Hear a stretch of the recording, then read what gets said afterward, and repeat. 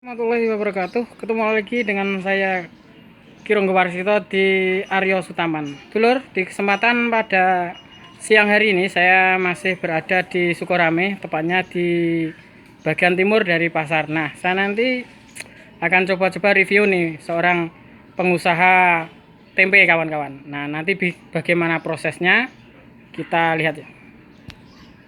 Ini sebelah barat merupakan pasar Sukorame yang sangat terkenal. Nah, pasar ini adalah pasar yang sangat besar di seluruh wilayah Sukorame karena potensi pasar itu masih ramai, jadi banyak sekali peminatnya.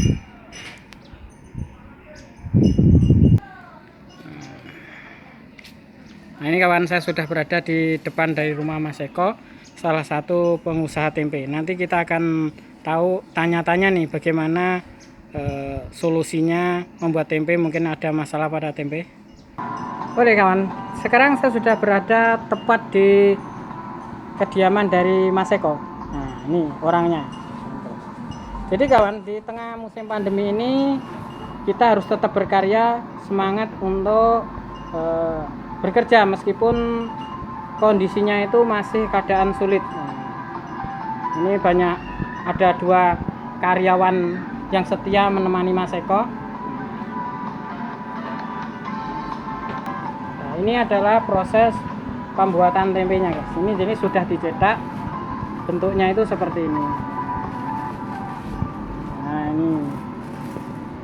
ini ada karyawan setia nih Mas Eko ini.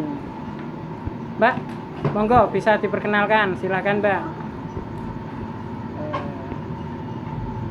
Mas Eko, untuk satu harinya sudah ada habis berapa kilo Mas untuk bahan bakar dan pokoknya sendiri? Nah, iya. Tidak merah. Jadi seperti ini suasananya. Ini lagi sedang proses pembuatan tempe.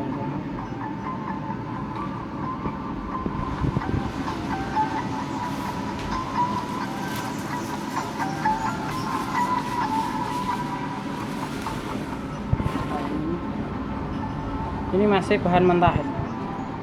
Ini adalah bahan mentah yang akan dicetak. Nah, kita lihat kawan-kawan proses cara mencetaknya. Ini loh cara proses pembuatan.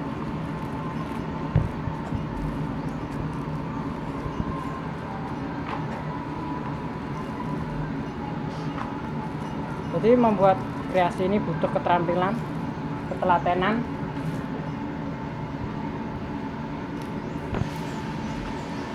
Ini sangonti Mas asli ini Mas iki.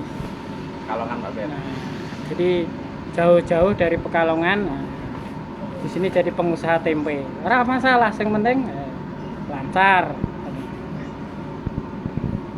Jadi, untuk satu hari Mas mungkin habis berapa kilo kalau kedelainya sendiri? 40 kilo. 40 kilo. Itu sudah pasti ya Mas ya? Pernah nembus omset sampai berapa Mas?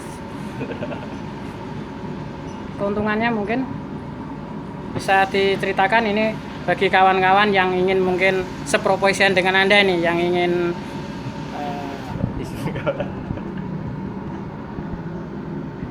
Mas Eko ini termasuk pengusaha tempe yang bertahan sampai sekarang nih. Nah kawan, jadi setelah diproses jadi, nah nanti mungkin apa Mas setelah dari pencetakan, nah ini masuk namanya ruang pembekuan kawan-kawan. Nanti di sini akan dibekukan sampai derajat berapa Celcius gitu. Nanti prosesnya akan jadi tempe. Ini masih belum tempe, ini masih diproses saja. Nah, setelah diproses di open tadi, jadinya seperti ini ya. Nah, seperti ini. Jadi agak sedikit kaku. Dan ini siap untuk diedarkan ya Mas. Siap untuk diedarkan. Nanti kawan-kawan saya ajak untuk melihat-lihat nih posisi ke dalam nih. Iya gitu liwati kok dalan apa. Isi Mas nggih. Waduh, wis rontok kabeh. Nah, kawan-kawan, ini namanya proses apa, Mas? Perebusan. Nah, kawan-kawan, ini yang disebut dengan proses fermentasi kan. Ini namanya proses perebusan. Setelah ini dijadikan apa, Mas? Ini gimana nanti setelah ini? Ini namanya direbus ya. Jadi dari bahan mentah tadi diproses seperti ini. Setelah itu ya, nah ini kawan-kawan. Jadi setelah direbus, nah ini diambil dengan apa jenenge? Tuh caranya gini tadi. Ini sudah matang belum, Mas? Ini sudah siap belum? Oh belum. Jadi seperti ini kawan-kawan. Jadi prosesnya itu sederhana. Itu prosesnya juga seperti ini, Mas. Oh sama ya. Jadi kawan-kawan, jadi setelah dari bahan mentah, kemudian Mas, dibersihkan dulu enggak, atau dipisahkan antara mungkin kotoran-kotorannya, lalu disaring dulu lalu dimasukkan ke sini. Nah, setelah ini setelah diangkat, kemudian diendapkan dulu, kemudian direndam. Jadi setelah direbus kemudian diangkut, direndam ke sini. Di prosesnya itu direndam dulu.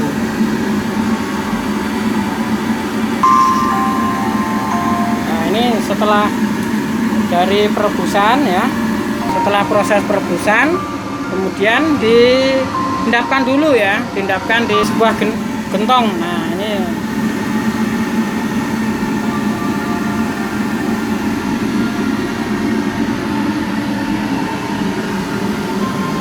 Nah, setelah dari proses itu kawan-kawan, ini adalah proses yang sudah selesai dari perendaman tadi. Jadinya seperti ini. Kemudian ini adalah alat untuk mencetak agar terbentuk sesuai dengan yang diinginkan ya. Kemudian ini ada plastik.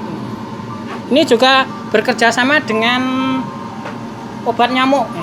Nah ini jadi kerjasamanya itu dengan pabrik nyamuk ini. Jadi kerjasamanya. Fungsinya untuk apa, Mas, ini, Mas? Pelekat ya.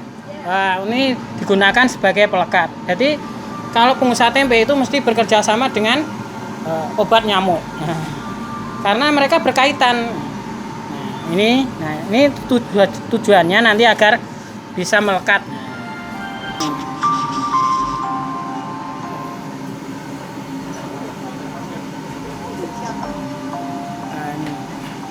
Nah ini kawan-kawan, kita lihat ya kawan-kawan.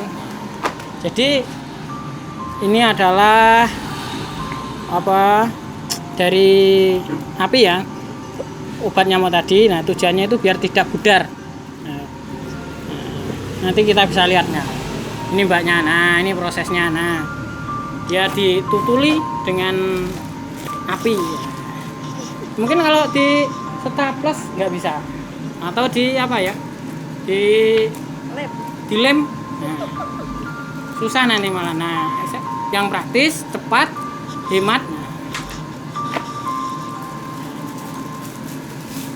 Ini julayak kok pabrik nganu dragon teh ya. Ini tarinya ke sini nih. Sponsor utama. Ini prosesnya. Nanti setelah ini kawan-kawan, nanti ini diangkat, ditaruh sana. Tempat akhir ya, Mbak. Nah itu tempat akhir dari tempe.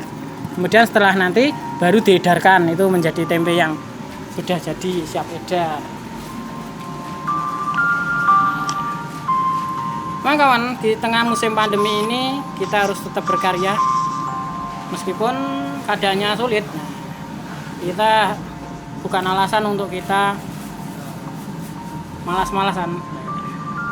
Kawan, tempe itu ada dua jenis. Ada yang sistem jenisnya panjang seperti ini. Tapi juga ada yang sistemnya lebar ya. Ini sistem apa Mas iki jenenge? Kalau yang lebar-lebar seperti ini. Pembungkusannya. Nah, jadi pembungkusannya agak beda. Mungkin harganya beda nggak Mas antara yang panjang dengan yang sama? Oh, sama. Cukup sekian dulu review kita tentang informasi sekitar pembuatan tempe. Mudah-mudahan ada manfaatnya untuk kawan semua yang ingin berwirausaha di bidang pertempenan. Cukup sekian dulu, saya Kironggo Warsito.